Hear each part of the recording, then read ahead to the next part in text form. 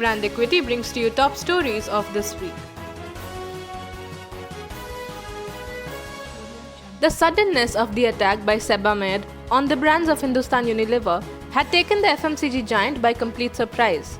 There have been several developments in the ad war between these two brands in the last few days. From HUL's brand Dove hiding its ads wherein it compared pH levels of soap with competitors to the court allowing Sebamed to carry its advertisements without the mention of Rin detergent anywhere, the war kept going. The latest development, however, says that the divisional bench has also ruled in favor of Sebamed. The division bench of the Bombay High Court on Thursday dismissed an appeal filed by HUL against the order of the single judge that permitted Sebamed to air the TV commercials Film Stars Ki Nahi, Science Ki Suno. It made some important observations that information on pH is an important talking point and that consumers have a right to know.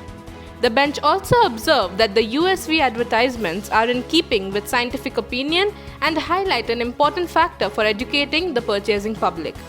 The commercials name the competitor brands Lux, Pears, and Dove and reveal their pH values while highlighting that of the four, including Sebamed, Sebamed has an ideal pH value of 5.5.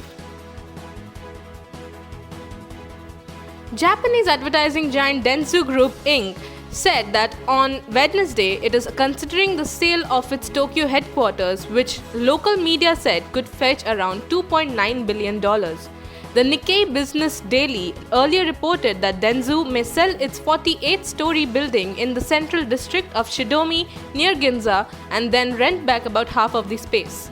Dentsu said in a statement it was considering the sale as part of a comprehensive business review announced in August, but that a decision had not yet been made.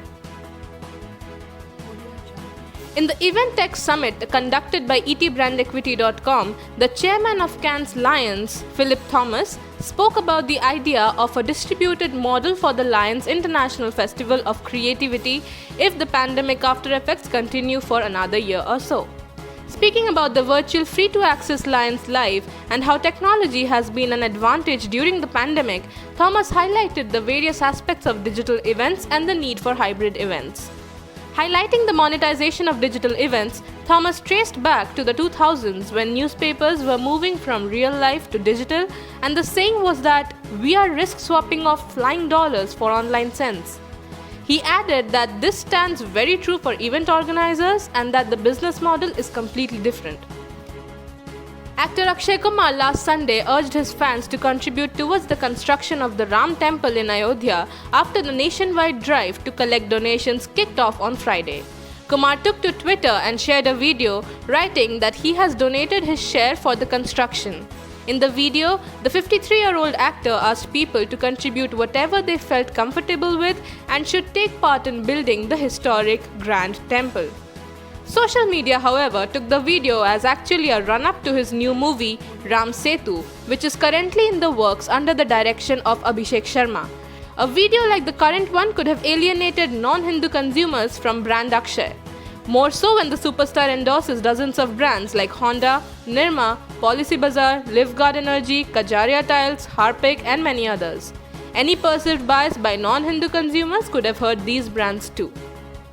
To end the week on a lighter note, here's a story on how the soap wars have reached the neighborhood. So this other day when I was returning from the market, my neighbor asks me, "What is this pH in soap business all about? I thought phosphorus was harmful for skin and health." So his wife comes out and tells him that you don't know anything. pH here stands for potential of hydrogen. That's when he says that I couldn't care less.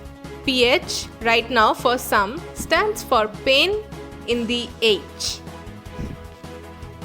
That is all for this week. You can find us on our social media handles mentioned on the screen.